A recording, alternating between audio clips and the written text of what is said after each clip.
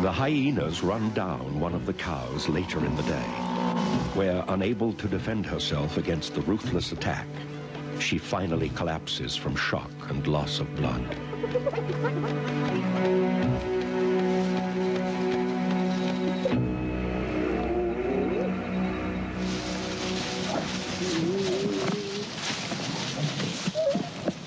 Nowhere else in Africa is the rivalry between lion and hyena as intense as on the plains of Sabuti. And when Myomi's pride arrives, attracted by the noise of the kill, they are swiftly chased and attacked by the blood-crazed clan.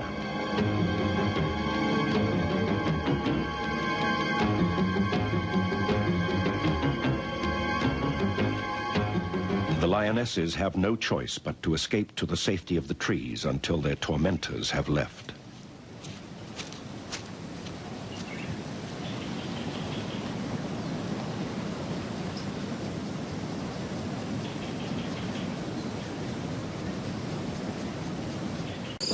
This is when the hyenas are at their boldest, and if the pride is not accompanied by protective males, the clan shows no fear, rushing in at the kill to snatch a hard-earned meal from the midst of the pride.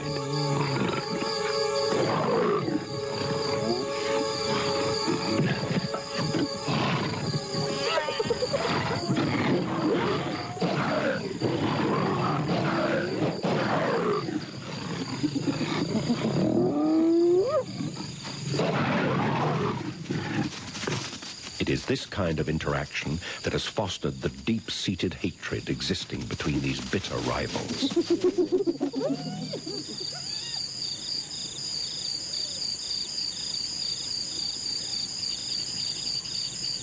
The lions continue bouts of feeding through the night.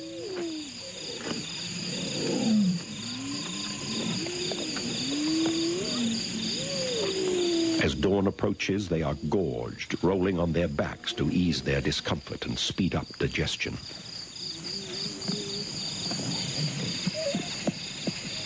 The hyenas have begun to gather in numbers now, and still arrive from all directions.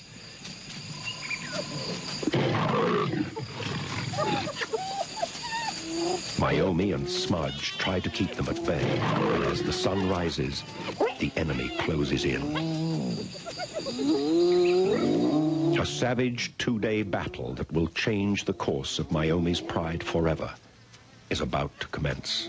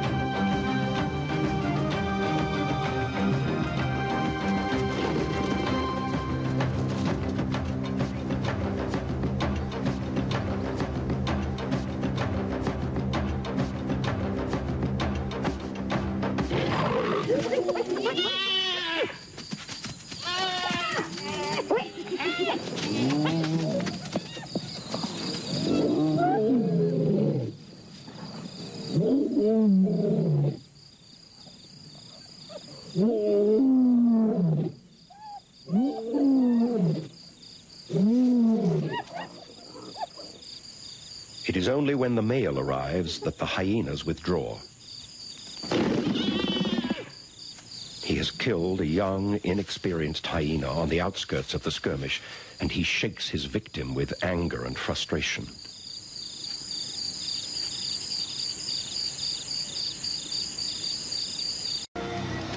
He's the king of the beasts. She's his queen. But who really rules, and why? The cycles of life in nature are endless. Every new dawn brings release from the fears that stalk the night and new challenges to survival. just as every year is a cycle of seasons and events, successes and failures, triumphs and tragedies. This is the story of two prides of lionesses living out a year in vastly different parts of southern Africa. The wild and remote Savuti Plains of northern Botswana and the Kruger National Park of South Africa. It is here, in the shadow of some low hills at a place called Munshi, where our first study pride hold the territory that has been passed down by their mothers and grandmothers before them. This is the home of the Munshi pride. Our story begins after the savage, dry years of the early 90s, when the area was in the grip of the most devastating drought in living history. Everywhere across the bleak landscape, herds of gaunt animals are strung out like ghostly caravans, shuffling wearily through the dust. While others, little more than slow-moving corpses, search for nutrition in the dry ground.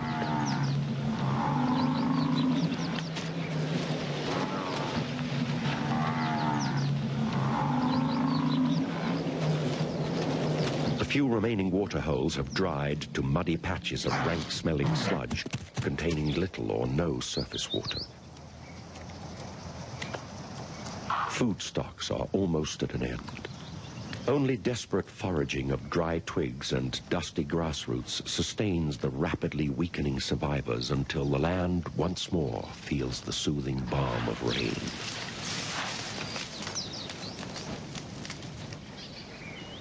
In this desert-like valley is a small collection of pools fed by underground wells, and it is here that the females of the Munshi pride have taken up residence during the drought. 9 months ago, they both gave birth to cubs that have now grown into sturdy and playful youngsters. The dominant female is named Nieleti, a word in the local Shungan dialect for star, after the light patch on her chest. Nieleti and her sister are close partners in the shared responsibility of raising their 7 cubs. While the dry conditions are harsh on most of the bushveld animals, it is a time of plenty for the lions, who take advantage of slowed reactions and weakened limbs. The two sisters have changed their normal nocturnal habits and have become experts at daytime ambush hunting. Every morning, the herds start to gather in large numbers at the waterholes, and the lionesses stalk into position. Here, they wait patiently for an opportunity to present itself. Sensing the right moment to strike, Nieleti eases forward, eyes fixed on an unwary victim, muscles bunched and ready to spring. A sharp alarm call betrays the lion's presence before they break cover.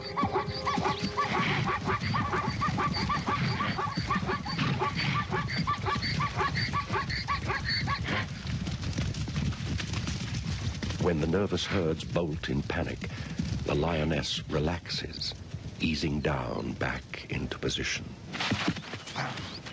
When the charge does come, the hunters will still miss 9 times out of 10, but the small amount of energy used with each attempt allows many more chances to force the error from already weakened prey.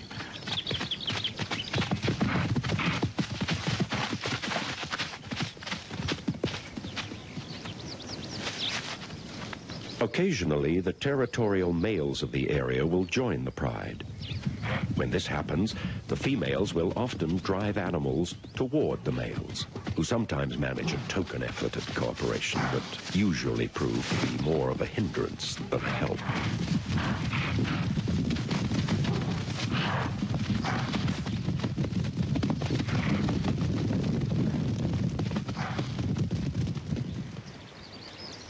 These 2 huge lions are the fathers of the Munshi pride cubs.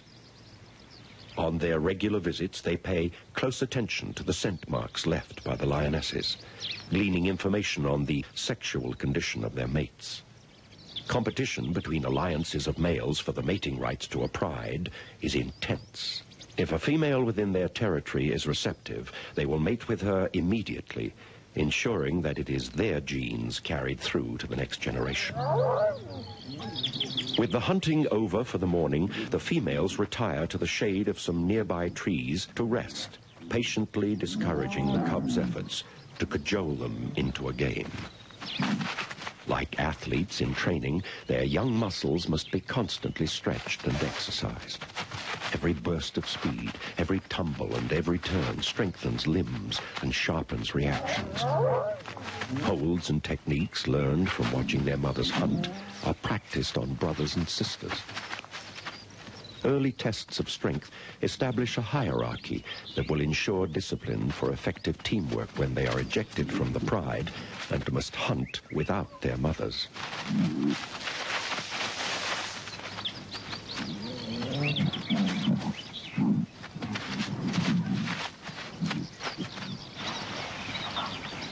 During the course of the day, the waterholes are visited by elephants, one of the few animals that the lion's presence does not deter.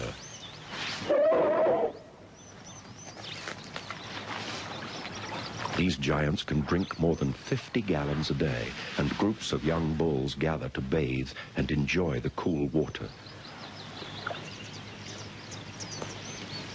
Splashing themselves with mud helps to relieve the irritation from biting insects and moistens their skin against the powerful African sun.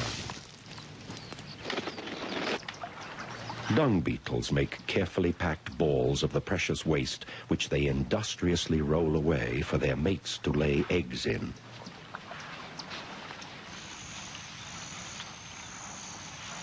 Through the evening and into the night, peace reigns at the waterhole.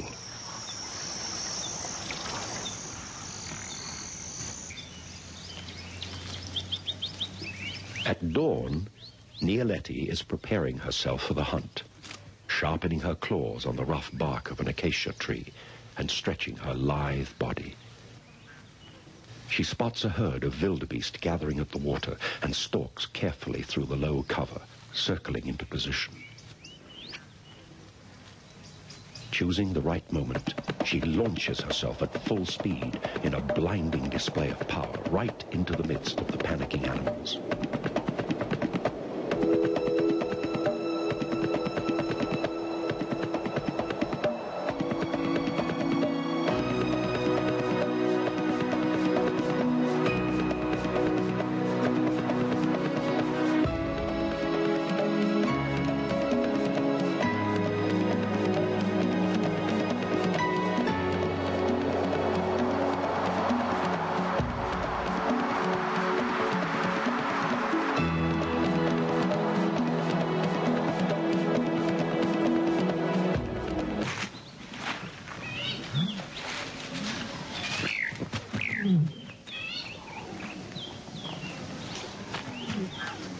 When feeding begins, it is fast and furious. The males are not far off, and the pride knows that they must eat as much as possible before their meal is taken from them.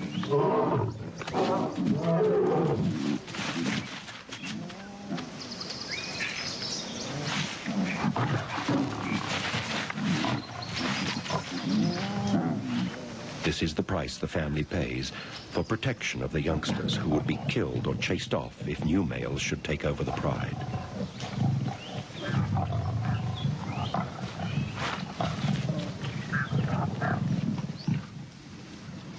The drought is slowly wearing into its third year.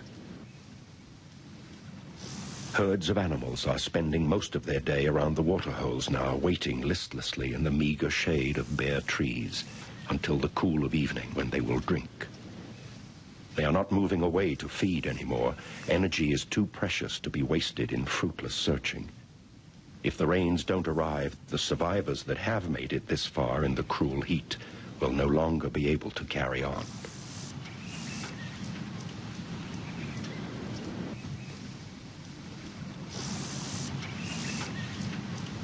In the evening, a relieving breeze begins to stir the stifling air, bringing the sweet scent of life-giving rain. Lightning flashes across the night sky.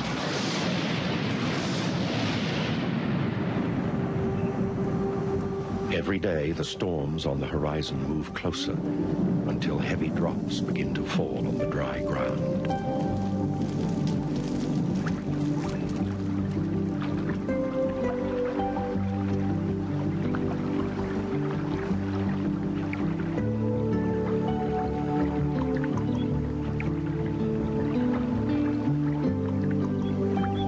Within days, new life begins to sprout through the now-soaked earth. And 2 months later, once dry riverbeds have swollen to muddy torrents, rolling through green riverine forest. Out in the open, the rain continues to lash down on the animals of the grasslands, both predator and prey.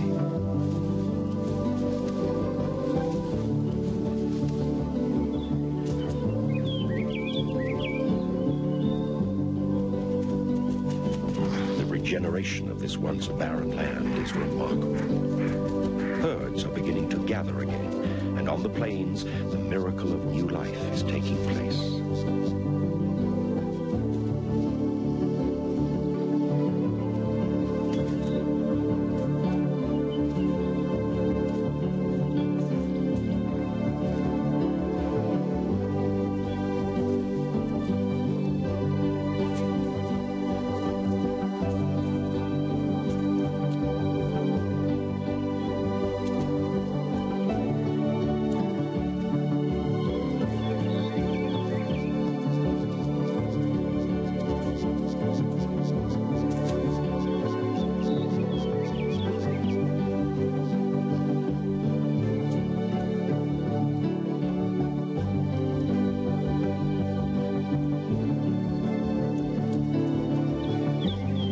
Arrival in the wildebeest herd is greeted by his family, and within 5 minutes, watched by his anxious mother, he is already able to run should danger threaten.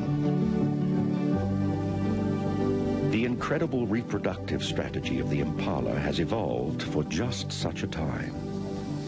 Females that became pregnant weeks apart, some 7 months earlier, synchronize hormonally to give birth to all the lambs in the herd within 72 hours of each other. This floods the market, and predators can only gorge themselves on a very small percentage of the newborn. During the day, the lambs are kept together in large nurseries while mothers graze close at hand. The rain has brought new life everywhere. At a hyena den nearby, boisterous pups, some still in the black coats of infancy, play with their patient mother. Hyena females each give birth to 2 pups who are raised in the communal den. The mothers take turns at protecting the young from scavengers, like the ever-present black-backed jackal.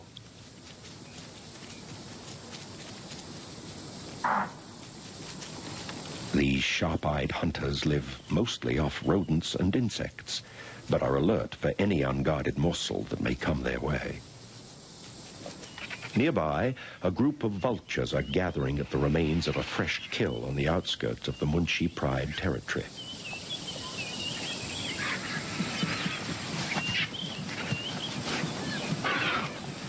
Two pairs of huge lappet-faced vultures, the largest of all African birds of prey, squabble viciously in a battle for dominance over the meager remains of a small impala.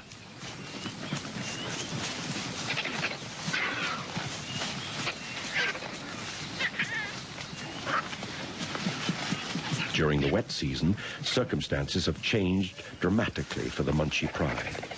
And lying nearby, watching the remains of their meal disappear, are 4 young lions, the only remaining survivors of the Munshi Pride cubs. During the months of the rains, the fathers of the Munshi cubs have been ousted by another alliance of large black-maned males. The newcomers have killed 3 of the cubs and chased the rest out of their home territory. Nialeti and her sister have come back into estrus, and the new king begins his own era in this ancient bloodline.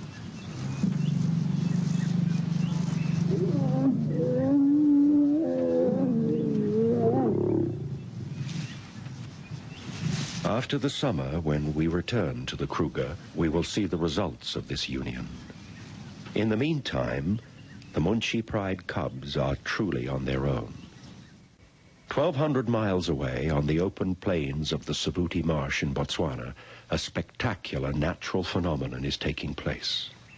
Every year at this time, thousands of zebra migrate to Savuti from the north to feed on the rich grasses of the plains. They pass through here in the company of other grazing animals, gaining condition on nutritious fodder and drinking at pools that are filled with fresh rainwater. After a short time, they move on, following the rains south toward the Mababi Depression, where many of them will give birth. This annual surplus of game is followed closely by scores of predators. And dominating the central territory on the plains is our second study group of lionesses, Myomi's Pride. There are 8 adult females in the Pride, a formidable group of hunters who have held sway over this area for more than a decade. Myomi is the dominant female and a savage defender of her group. Smudge, named for a bare patch of skin on her top lip, is Myomi's faithful and ever-alert companion. Most of the other lionesses in the group are daughters and granddaughters of these inseparable queens of the marsh. A large number of adults in an open area such as Savuti is an adaptation to a style of hunting completely different from that of the Munshi Pride.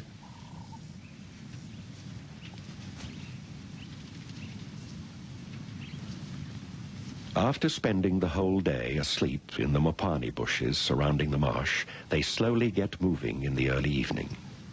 Stretching and yawning loosens muscles in limbs and jaws as they languidly prepare for the night's hunt.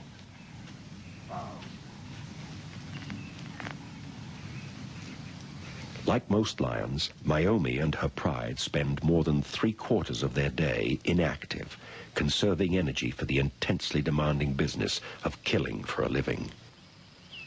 As the light begins to fade and brilliant color washes the evening skies, the females step out onto the edge of the marsh.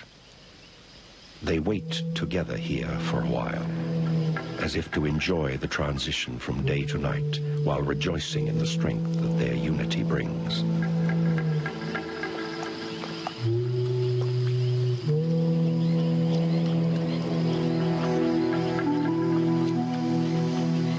Setting off into the dark, they move like a single unit, communicating by subtleties of body language learned from years of hunting together every night. They stop frequently, relying on acute hearing to locate zebra moving on the marsh. Splitting up and melting into the darkness, the pride surrounds and closes in on the herd.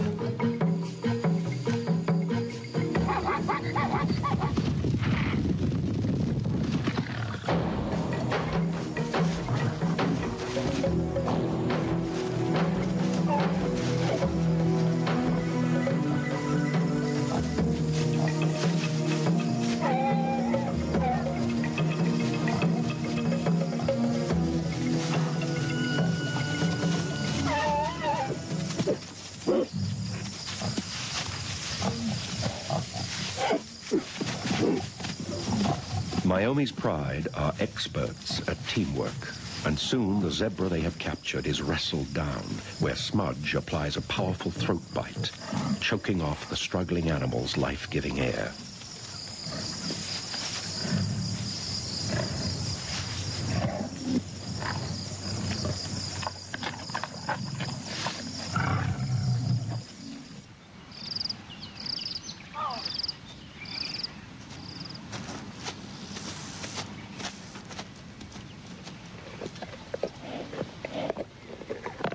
With sunrise in the morning, the feast is almost ended. Like most large predators, lions gorge themselves when meat is plentiful. This behavior allows them to go days without feeding if necessary. But a hugely distended stomach is uncomfortable to live with and makes breathing very difficult.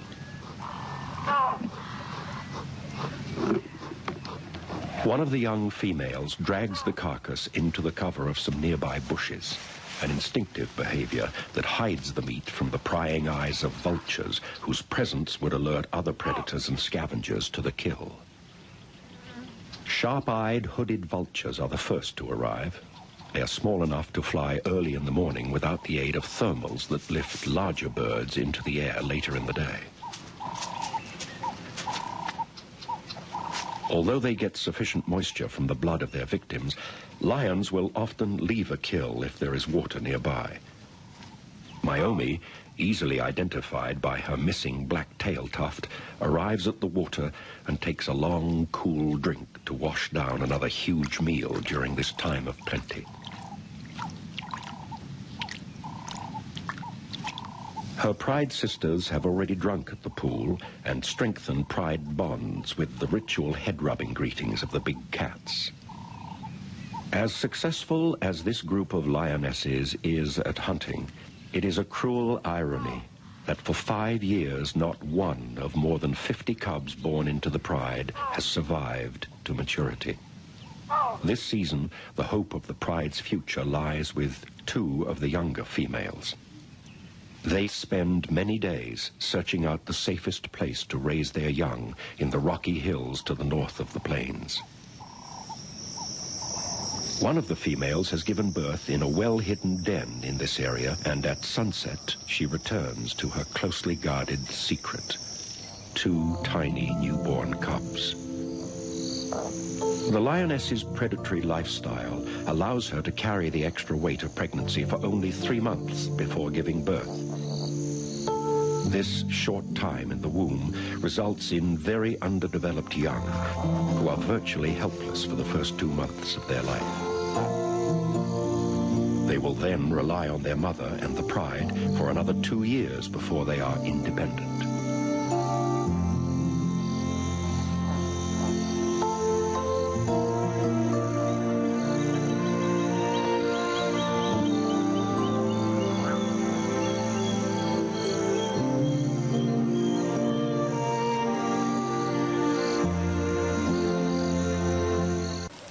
The lioness is a gentle and patient mother, spending hours suckling and cleaning or just quietly watching over her babies. If danger threatens, she will defend them savagely, but there are times when she must leave and join the pride to feed.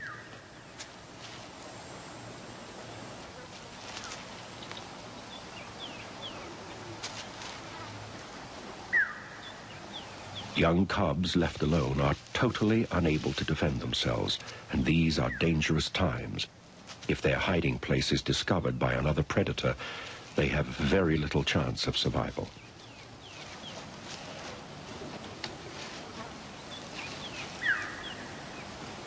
The other female has 4 older cubs who are ready to meet the rest of their family. The trip into the outside world is filled with adventure, and like all young cats, they are highly inquisitive and playful. The rest of the pride has been feeding on a giraffe kill for 2 days when the newcomers arrive. It is a perfect opportunity for the cubs to meet their relatives and begin their education in life with the pride. They are thoroughly investigated by their aunts and soon learn who will play and who should not be irritated.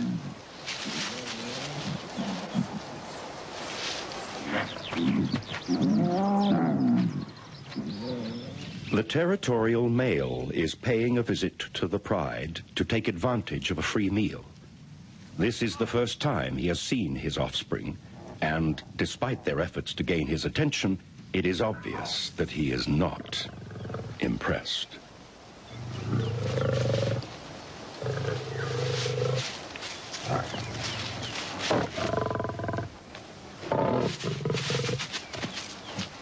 The giraffe carcass has a huge amount of meat left on it, and there is more than enough for the whole pride. With no danger of being injured while adults fight over food, the carcass becomes a playground in between meals.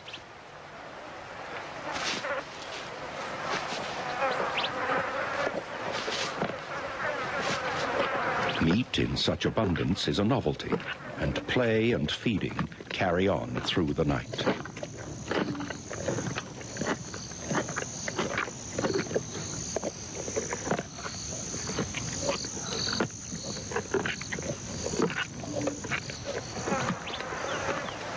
In the morning, there is very little movement around the kill, and the cubs have eaten themselves to a standstill.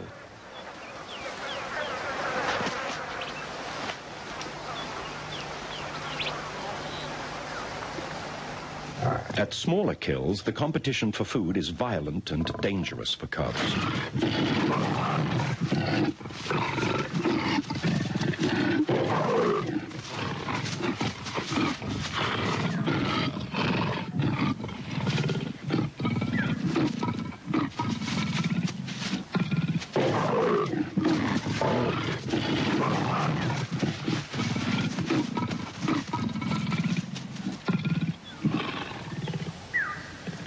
Sometimes, at interactions such as this, cubs are precluded from eating and can be injured, or even killed.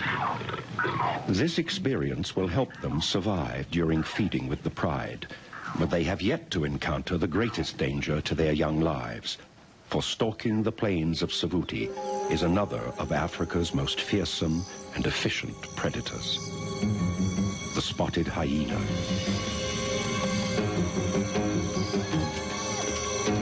The two main hyena clans are large and powerful, hunting brazenly in the territory of the lions. Sometimes they will tackle even the most dangerous of prey, like the Cape buffalo.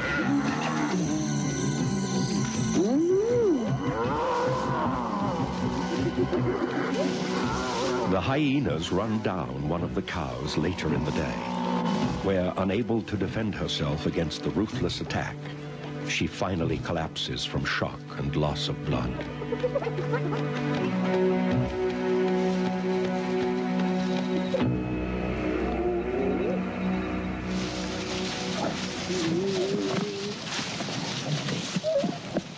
Nowhere else in Africa is the rivalry between lion and hyena as intense as on the plains of Savuti.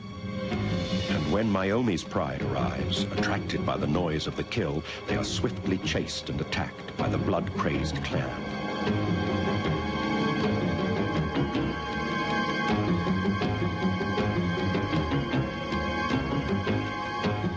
The lionesses have no choice but to escape to the safety of the trees until their tormentors have left.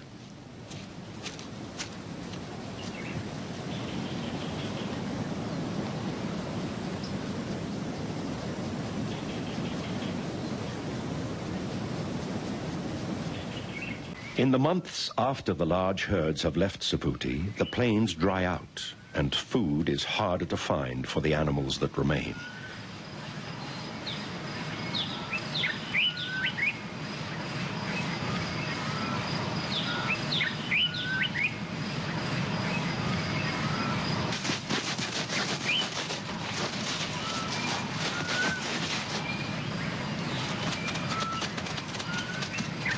The lion's prey is scarce and scattered into smaller groups. It takes a full effort to make even the smallest of kills.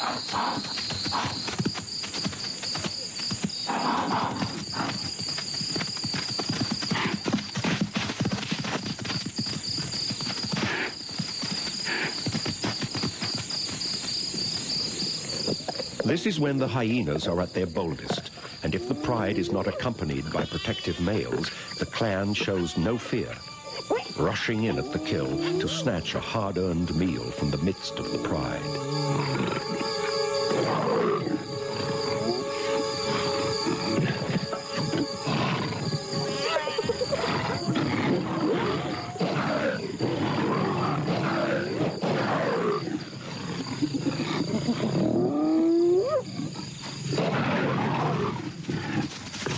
It is this kind of interaction that has fostered the deep-seated hatred existing between these bitter rivals.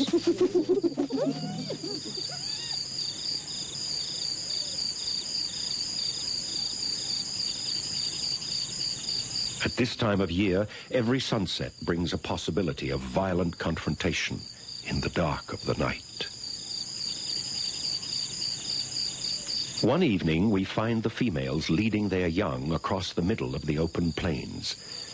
It is obvious from the blood on the lionesses' faces that the cubs are being taken to a fresh kill. They have caught a large male giraffe, a great prize for these lean times. As the pride settles down to feed, Smudge watches over the family. But there are others living on the marsh who also need food, and it is not long before sinister shapes begin to gather on the fringes of the darkness surrounding the kill. The cub's presence here now places them in mortal danger. The lions continue bouts of feeding through the night.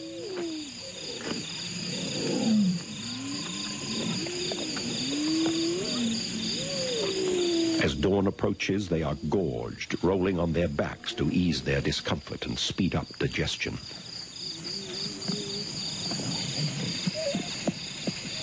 The hyenas have begun to gather in numbers now, and still arrive from all directions.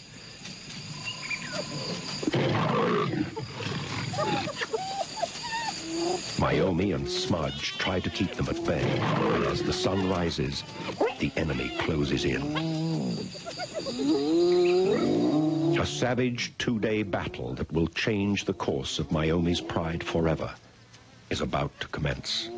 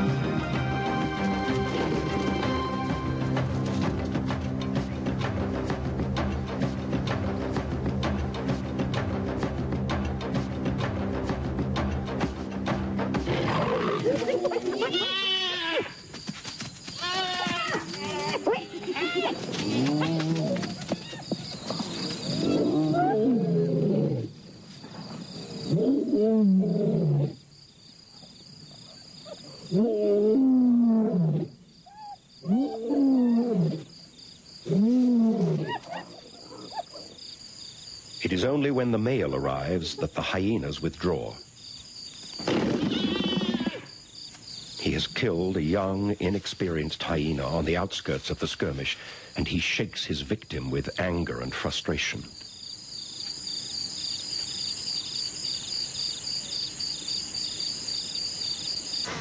The next day, it appears that the lions have abandoned the battle and their kill. The victorious hyenas squabble over their hard-won prize. For the lions, the fight has had tragic consequences. Smudge has been gravely injured and is separated from the rest of the pride. Her leg dangles uselessly from a torn and bitten shoulder. Her agony is apparent every time she tries to move. With her is one of the young cubs, now the only remaining survivor of the new litter. Her brothers and sisters were killed somewhere in the night, and she herself has been badly mauled. Instinctively, they both know that they must make it to cover before nightfall. Smudge heads for the rain tree at the edge of the marsh, where the pride often meet up at night. As evening falls, she is within sight of it, but is too exhausted to continue. The cub has made it to the safety of a low tree. She will be safe here while she waits for the pride to arrive. Smudge eventually drags herself to the base of the meeting tree. It has taken her the whole day to travel less than a mile. The night is dark and dangerous for the cub, separated from the females for the first time in her short life. Smudge listens intently for the sound of her approaching sisters.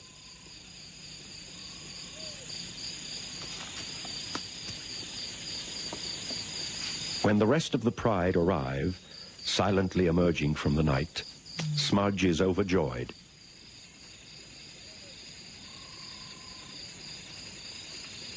She struggles over to greet and head rub as if ready to join in the hunt.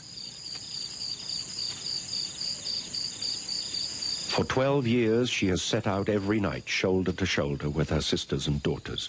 But tonight, for the first time, her broken body will not respond, and the pride cannot wait.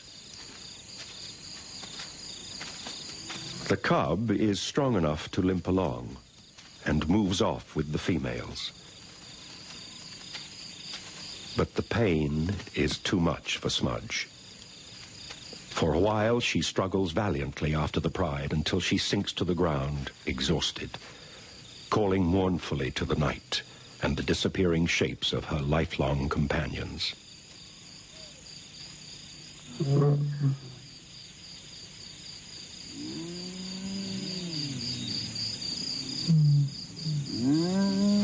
Fate has dealt her a bitter blow. At night in Savuti, weakness of any kind is certain to attract deadly attention. The hyenas are quick to sense the helplessness of the stranded lioness, and their tentative approach soon turns into a vicious attack.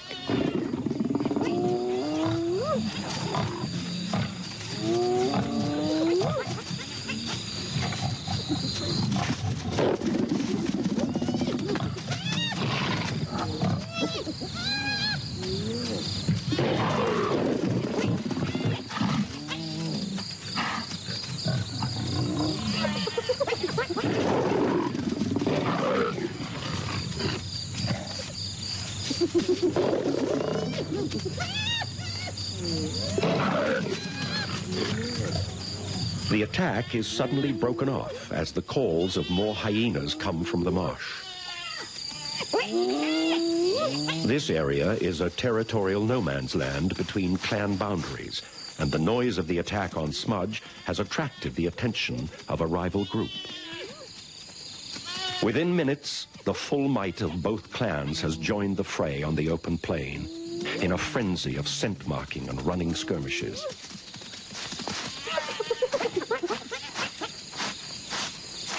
Hyenas are masterful opportunists, and the intruding clan exploits the attack on the lioness as a chance to gain some precious hunting ground in a divided battle.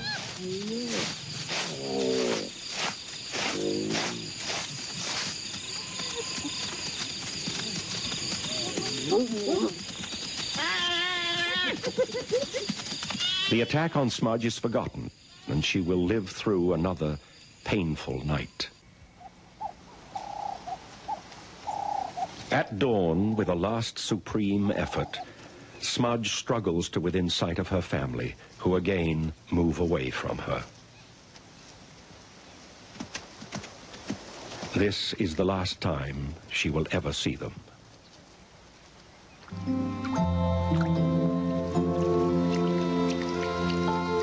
Her condition deteriorates rapidly over the next few days. One morning, after a soothing drink, she lays herself down to rest.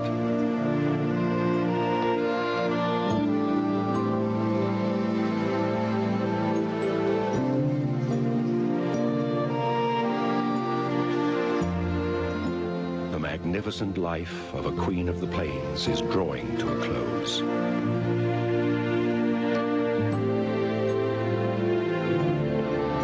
6 months have passed in the Kruger, and the Munchi females have a new family to take care of.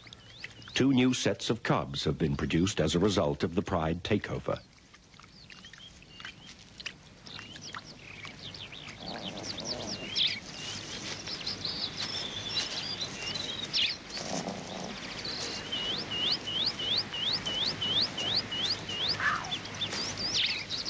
The aged mother of Nialeti and her sister has rejoined the pride and has resumed nursing duty for her new grandchildren.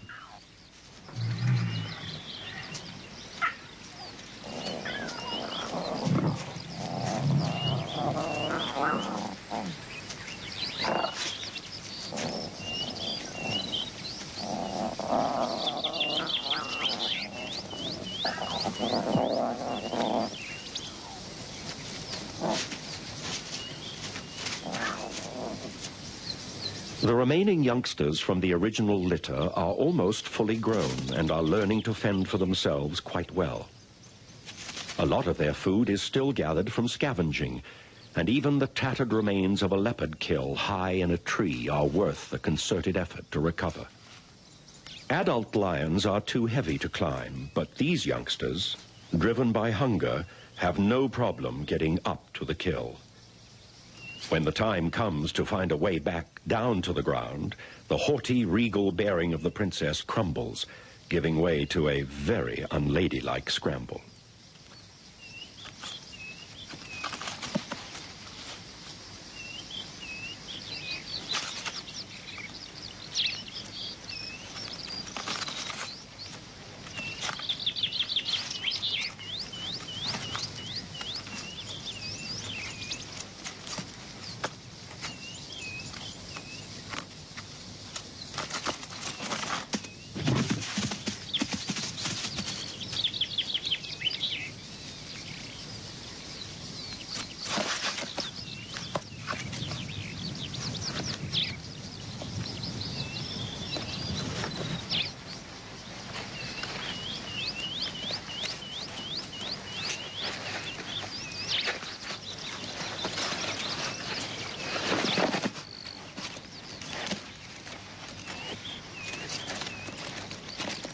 No matter how meager this prize may be, it is sweet success for the cubs, who are now well on their way to becoming an independent pride. And it is not long before the youngsters are able to kill for themselves. Just before the end of the year, we witness the young females making their own opportunistic kill next to a well-used waterhole.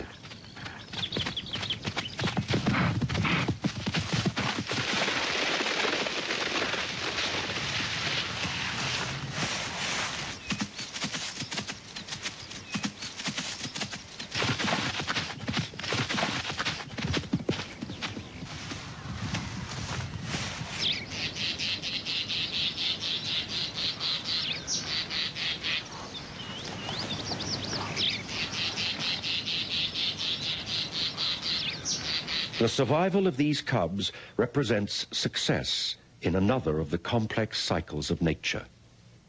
The Munshi pride has assured that the genes of their ancestors will be represented in this area by another generation. For Myomi's pride in Savuti, it has been a hard year. The loss of Smudge has reduced the strength of the pride, but nature has provided a balance for her death. The remaining female cub is the first youngster to survive in this pride for nearly 7 years. She is by no means out of danger and must grow up without brothers and sisters, but she represents hope for the future of this family of queens and princesses.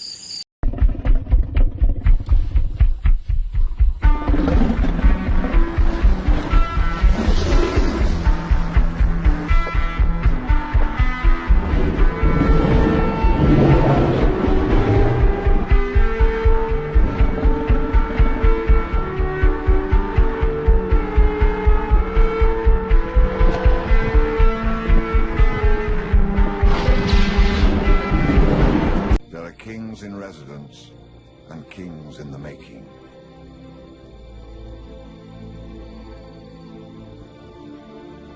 As each regent calls his dominance into the darkness, every challenger listens carefully for signs of weakness.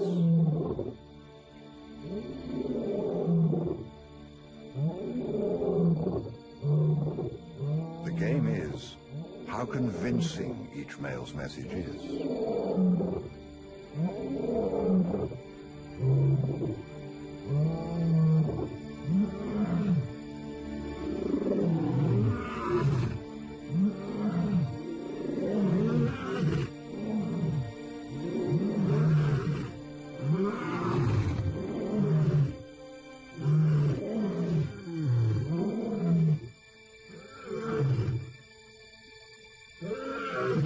He will charge in and fight, steal, growl away any dissension in a display designed to roar confidence. But don't be fooled. This is not all for show.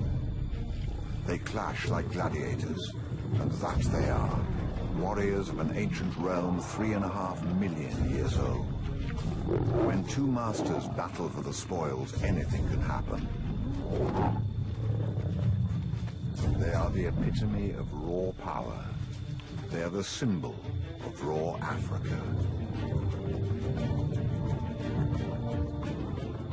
Africa, when 1 million lions roamed from coast to coast and ruled the savannas. As he patrols his land, he has one mission: to defend it for as long as possible. A single glance strikes fear into the hearts of those around. Today, these territories are as strictly held as ever.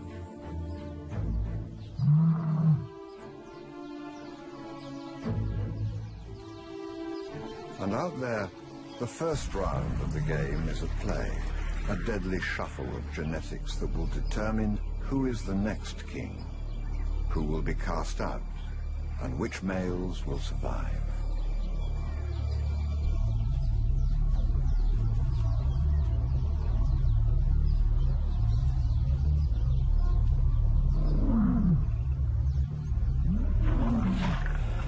The 2.5-year-old has been isolated from the pride, his own pride. Today, his own fathers are driving him out. His only sin was to develop the beginnings of a mane.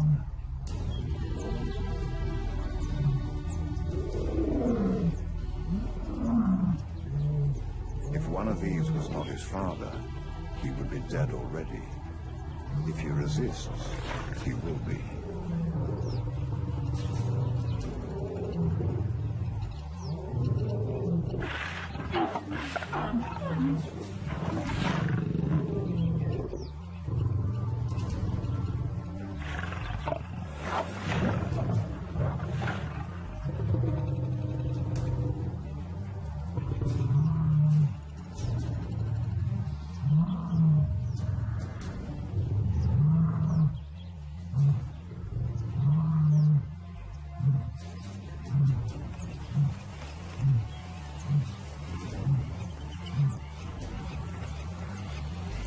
Betrayal by his own blood may be confusing to him, but this is an ancient rite, the casting out of young males into a world of unknowns, a world where he will either make it or die. Decisions today will determine who survives to be king, and what genetic material is destined for failure. To understand what it takes to be a survivor, we have to rewind every success story and follow the bloodlines of strength. It is the life lived by claw and tooth. But for male lions, the puzzle is in the numbers. Lions are born in equal numbers, males to females. A tumbling mess of small bodies, born roughly the same time in a pride, courtesy of the magic of the synchronicity of their mothers' body cycles. Their nurseries of almost same-aged cubs and equal genders make for a very social upbringing.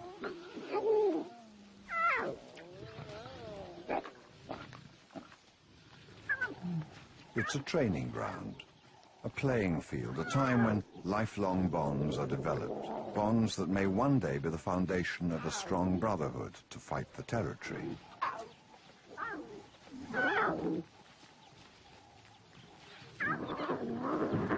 For now, soft mouths bite and gentle paws slap out.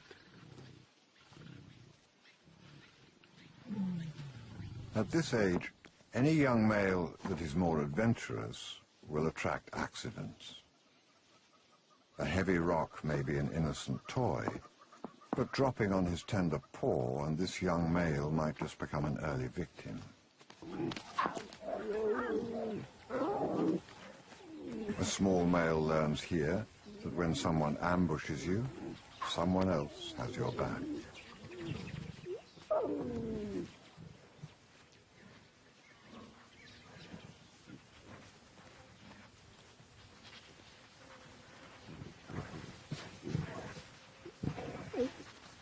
soft fur protects them from needle-sharp teeth.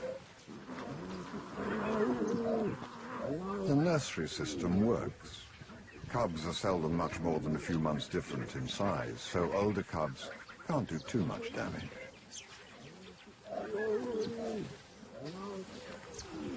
The danger now is that cubs can sometimes get picked on and played to exhaustion.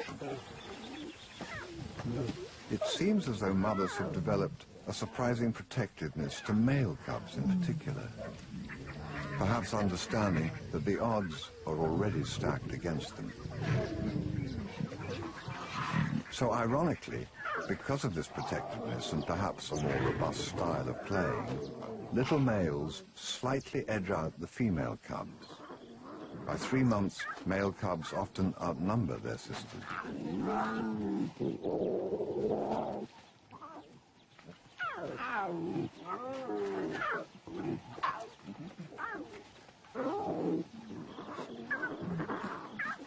It's a male aggression that can well up inside of them at any moment, at any age.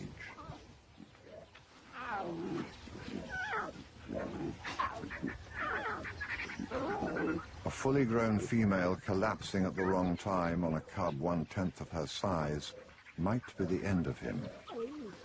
Being a cub is always a risky business.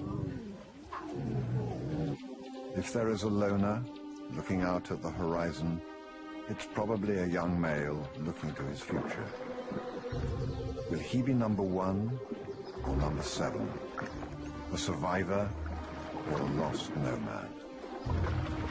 Across the grassland, across whole countries, this outcast is a perfect example of why most cubs are born at roughly the same time in a pride. If you're a single child, you get a lot of attention, perhaps even better training, but when it's time to leave, you leave alone. This young male in the Okavango Delta in Botswana has challenges mounting up every day. His genetic job now is to survive and carry his father's genes to another kingdom, to conquer it for them by spreading their bloodline. But this vast, wet wilderness will swallow up a solitary, inexperienced hunter, a young male that every resident lion wants dead. His only escape is to live on the fringes of territories now. He'll work a no-man's land between his old family's range and the next, hoping to stay silent, undetected. The pride males are alert to prey and interlopers.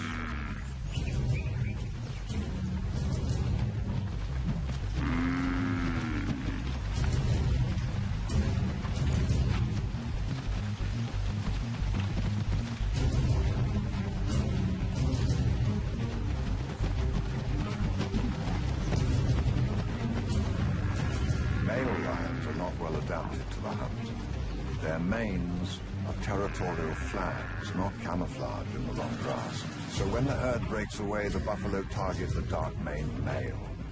It's like a deadly hit and run. A sharp thrust into the side punctures a lung.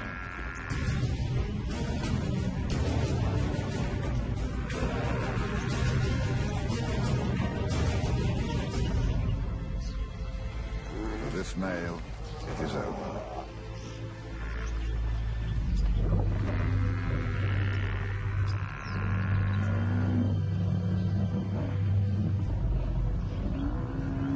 Rages on, its combatants oblivious to the fallen male, and also to the young castaway watching the family he once was a part of. As they chase down and wrestle a buffalo to the ground, for a feast at which he would once have been a favored guest, now he can only watch.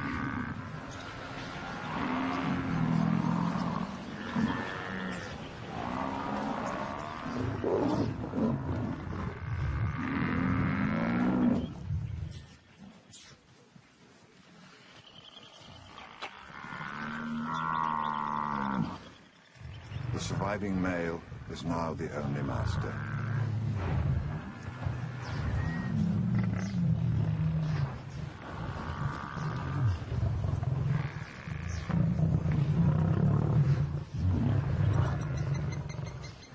This is how the young nomad will eke out his small living. He will wait for the family to cause chaos and for them to become too engaged in their own more immediate business to take notice of him. The water has always been an uncomfortable place for him. All cats tackle the dark waters with caution. Crocodiles use it as their hunting ground.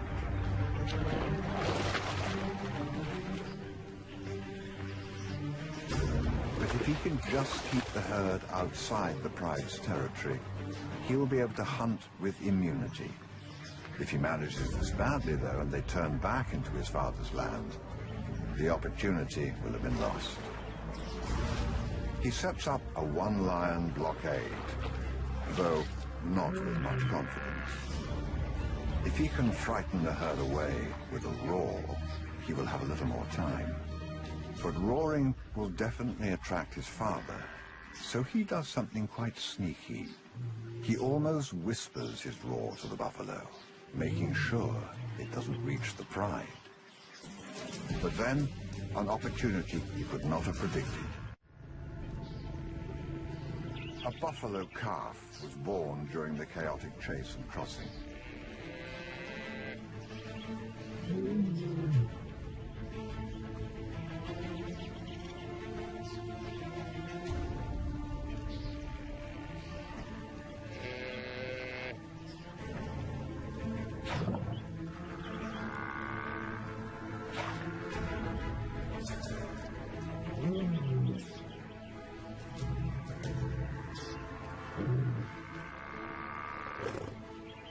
The calf is growing stronger by the second, but if he pushes in fast now, the pride may notice the disturbance and come over.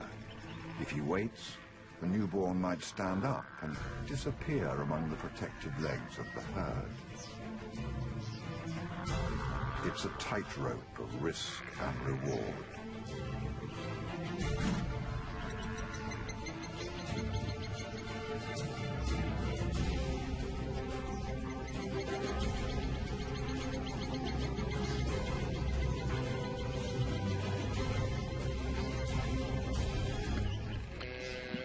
It was a game well thought out and executed. Virtually under the nose of his new nemesis, his own father.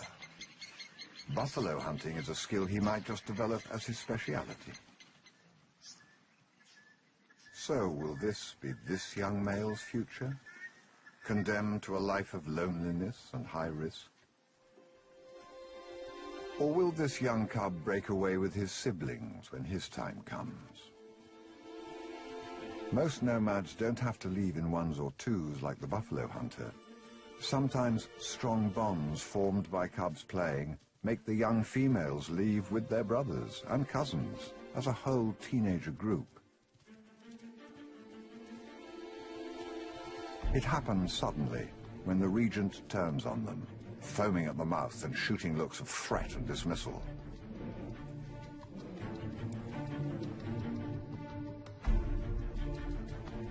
But as they show the first signs of adolescent rebellion, he won't tolerate them in his territory one more day. Compared to the solitary young male, this subdivision seems like a far better option for them. But it's not always what it seems. Their lives will be transformed now as they are driven deeper into the interior, where the water dries out.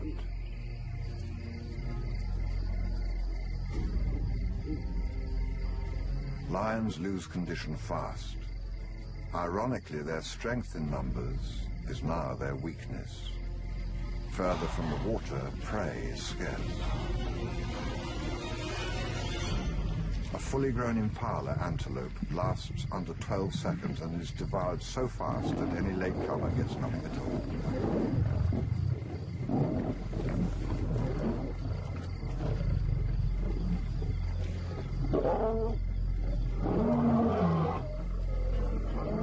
In just one season, they lower their standards and go on the prowl for anything. Even a 5-day-old elephant carcass, reeking of hyena and vulture stench, is attractive. Attractive enough.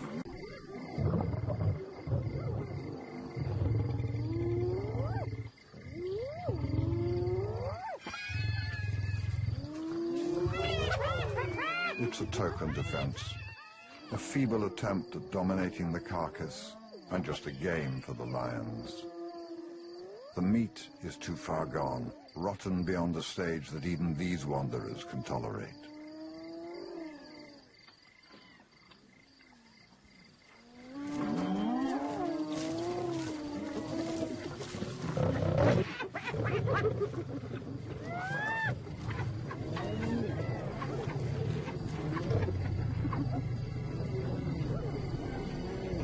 And when finally they leave, the months of fighting over scraps and eating putrid remains wherever they can find them thins down their numbers one by one.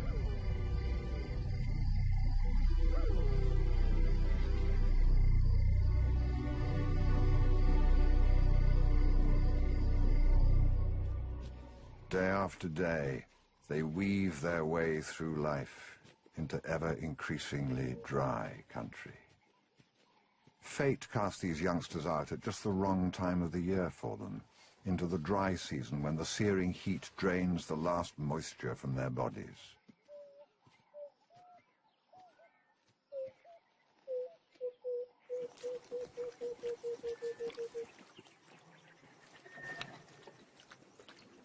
Early rains might yet save them.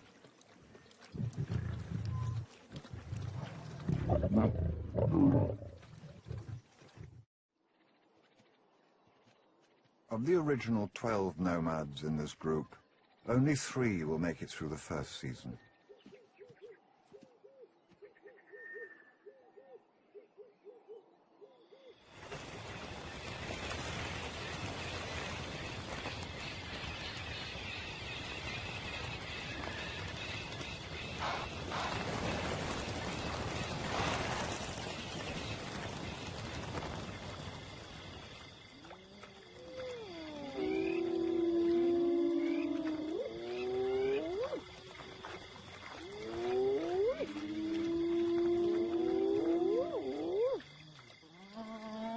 As each lost nomadic male succumbs to this inevitable process of elimination, his body adds to the life of someone else.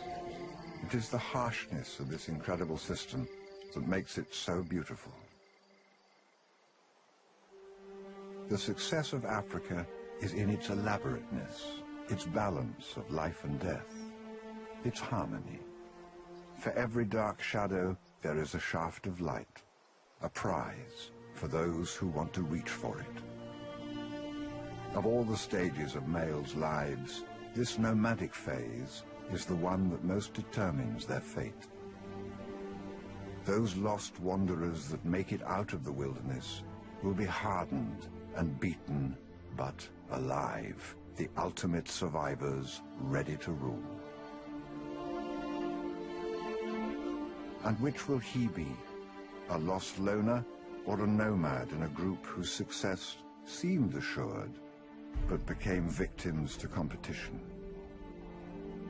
This system of expulsion seems unfair, and even an instinct that works against their own survival, against the future of all lions.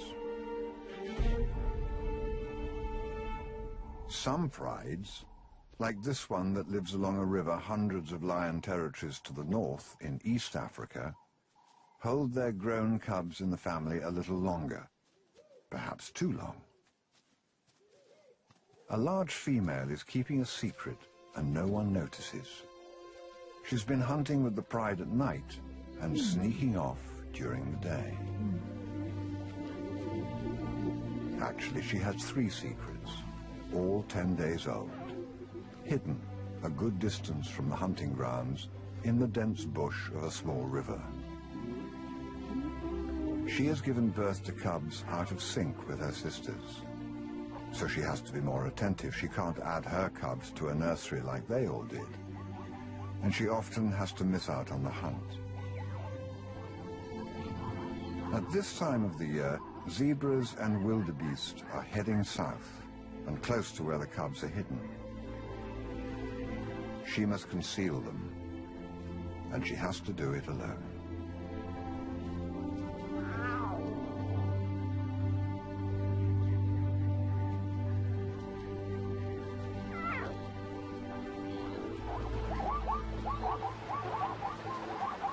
rivers are always choke points, often causing anxiety for animals that are dependent upon solid footing to make an immediate escape.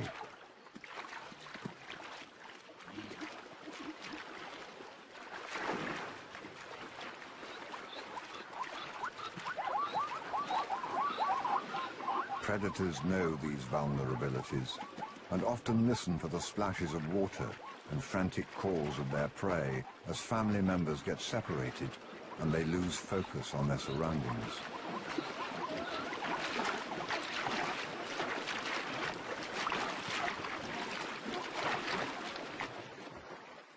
This is a threat and an opportunity. Zebras have sharp hooves and the herds bunch together in the thick bush at these crossings. Cubs would stand no chance at all if they were found.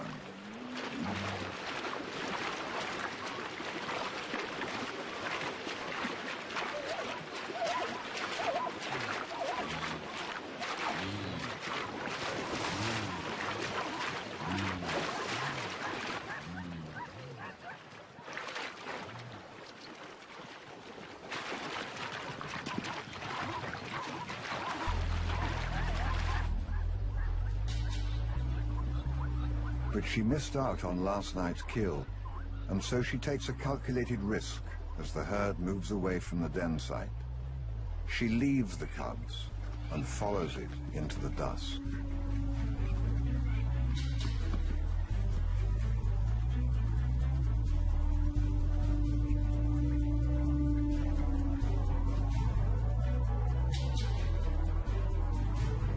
The further into the night they move, the better it is for the solitary nocturnal hunter, disguised in the grass, hidden by the noise and the darkness.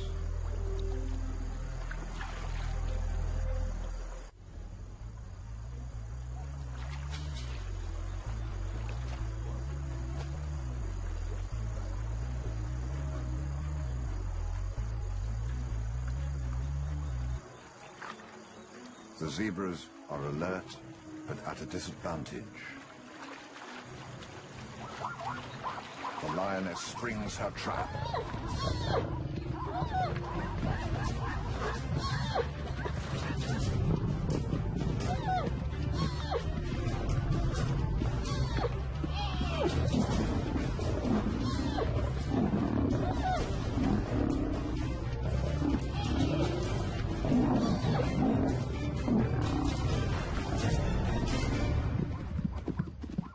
Her near success drives her to follow on and hunt into the herd even further and further over the plains, chasing the zebra, testing their strength. The taste of blood in her mouth keeps her going, not just for herself, but so she can produce milk for her 3 cubs. But the hunt takes her a long way away from their den. It is not uncommon for single mothers to be away for hours, even days. Another solitary nomad is also following the herds. He risks a lot more than just being seen by males. This tactic of living on the fringes of the mosaic of lion territories, weaving a delicate path so as not to attract attention, is working quite well for him. Until now.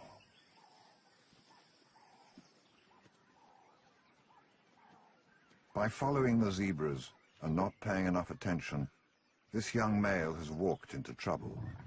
The large females pried from the river. The adolescents are out just spoiling for a fight.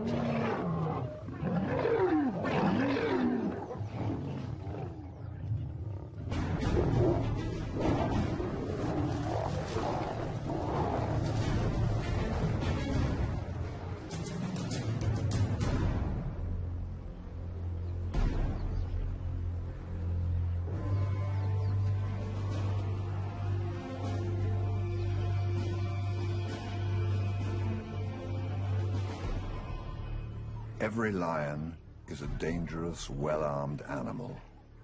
Sometimes it's more effective just to injure your opponent quickly and let him go. A single nomad's vulnerability is that a gashed thigh will lead to infection, forever putting him out of the game. The young males have numbers in their favor, and for some reason a free pass to stay a little longer in the pride.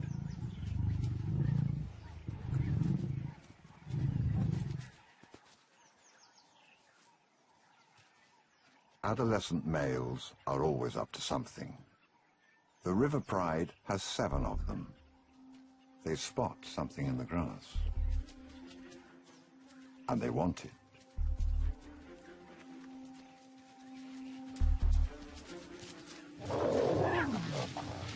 A 10-day-old cub.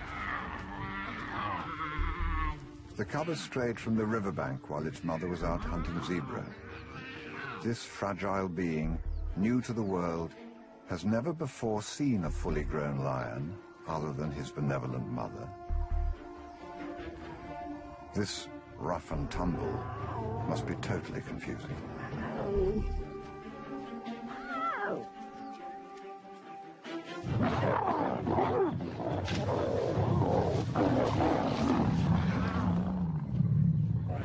Suddenly, something even stranger happens. One young male, not even the biggest, lashes out at anyone who comes close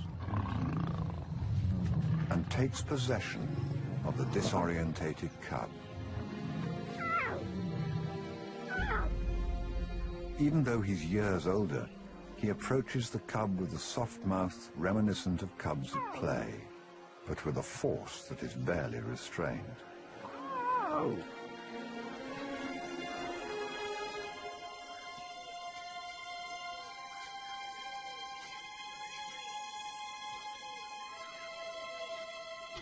The second cub is on the move, heading for the thicket. But she's going nowhere. Everyone is now interested in these tiny lions.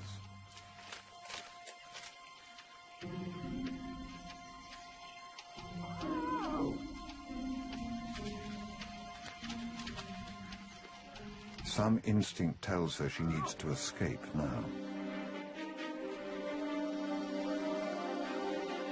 The mother is on her way home, blissfully unaware.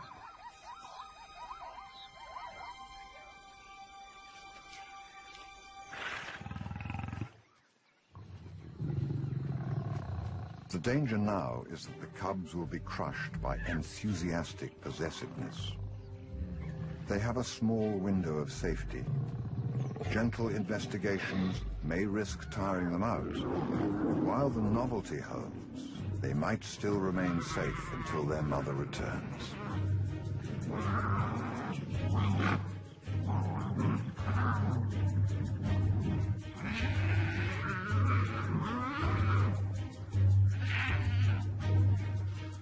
With this much tension, something is going to break.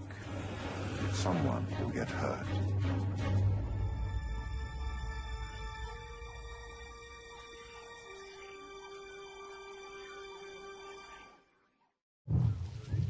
Instead of getting bored with their playthings, the older cousins get even more worked up. The caretaker male fights off anyone who touches his cub and crushes the little body under him.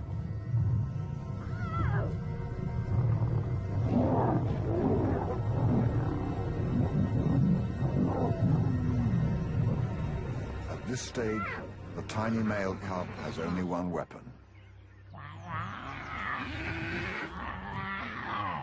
Attitude. It holds them at bay for now. But every desperate attempt at escape is foiled, and slowly both cubs start taking a beating that will sap their strength.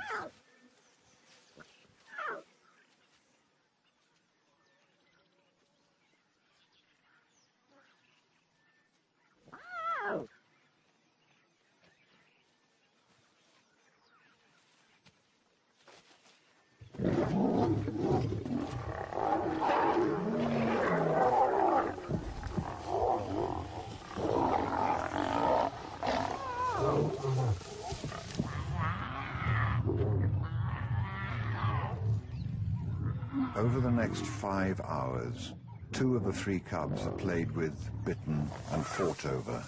And while the one possessive male keeps trying to rescue one cub for himself, it is getting rougher each time. So far, though, possibly because of a thick winter coat of fur, the sharp teeth and claws of the adolescents haven't caused any serious damage to the cubs. She's still a long way off. This constant violence will break the back of their spirit and sap their will to continue.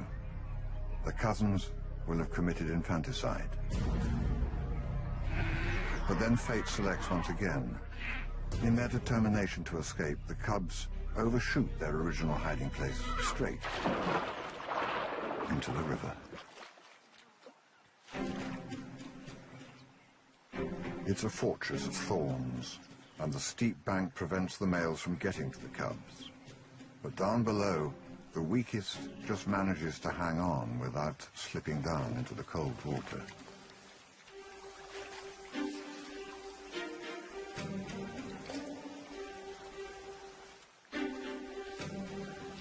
He is determined to get to the cubs.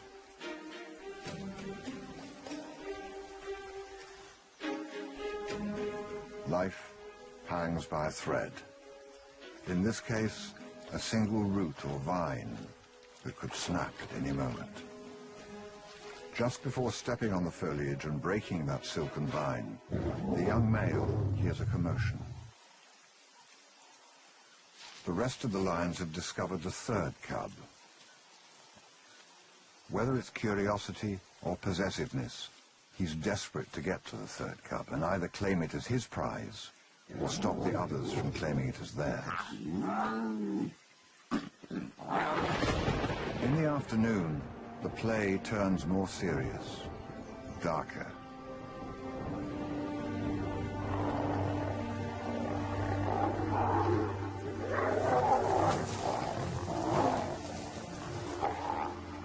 It's had enough. Too many heavy bodies pulled at it from every direction and fought over it for too long. And for this young male, the game is at an end.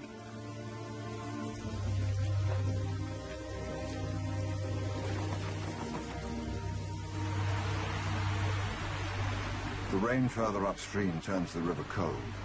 It starts to rise, flooding steadily towards the thicket, where the 2 survivors lie entangled in the undergrowth, already half submerged.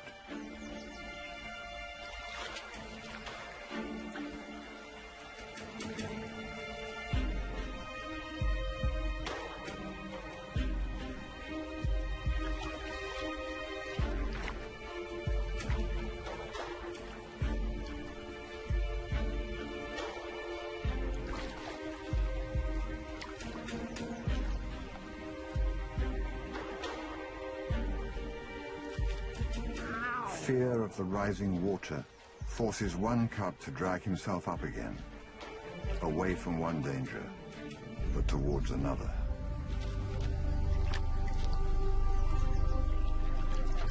The 2nd cub barely has the strength to move. He clings desperately to twigs and vines, but as he struggles, more of the soil that anchors his precious lifeline is washed away beneath him.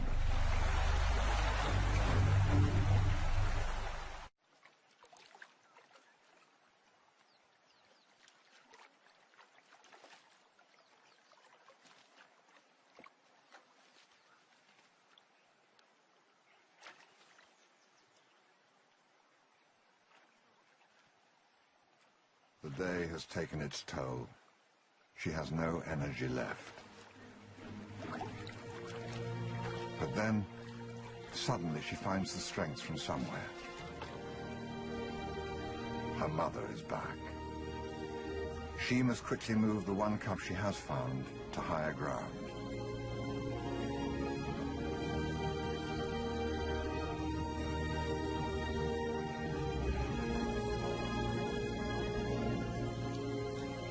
She has saved one cub. Her next instinct is to move it away from the water and hide it from the adolescents.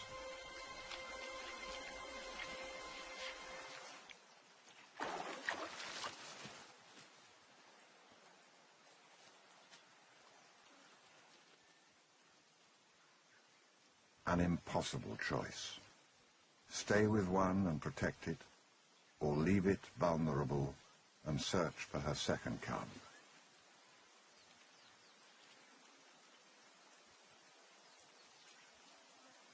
Especially while those males cannibalize one of her cubs right in front of her. What conditions make some of these cubs survive and not all of them? All share the same genes, the same experiences. So is it all chance? Perhaps, in this case, it's simply the fact that the mother won't give up on a single one of them while there is still hope. This time, she's rescued 2 of her cubs and managed the impossible.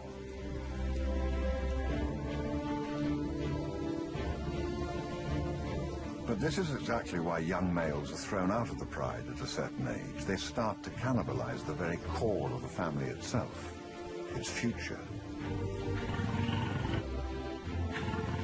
When she returns, she knows what has happened to the 3rd cub, a male, her legacy to this game of lions. She can smell how his story ended. But as she approaches, growling her anger, her loss, her displeasure, she sends a more defining message, that the 7 adolescents' time as family members is over.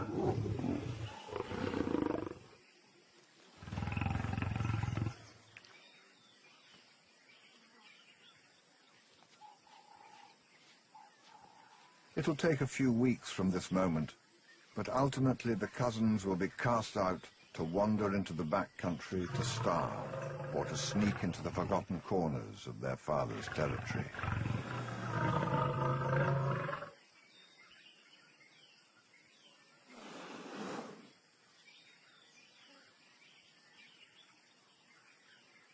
Only one of these 7 males will make it to adulthood.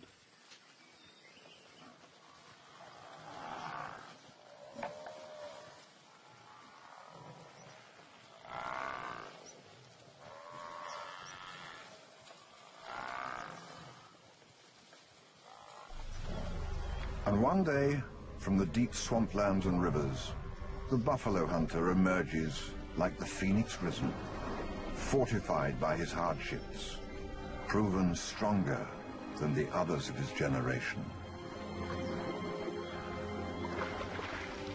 He may not be totally confident or dignified as he navigates the tricky reed beds, but he is ready for his final round. He is enticed to an island. It has buffalo and strong residents, a pride and a male. And he's here for both. He will want to take them all by surprise. And there's no better time for surprise than when everyone is busy hunting.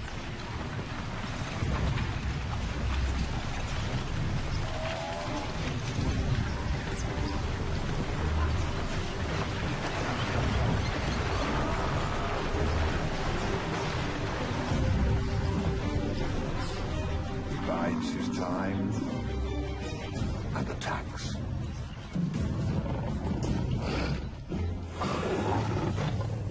It is the culmination of his lessons.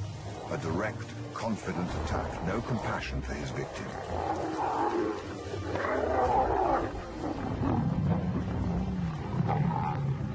Draw first blood and draw it fast. Hit hard and step back. His first order of business is to slay or fight any lion he sees, male or female. It defines his intention, it states his dominance. He is here to win. This is the game of kings, the game of lions, the game that has made them icons of Africa, fearsome symbols of nobility and power for millions of years. It is what we humans have revered and modeled ourselves on since ancient times.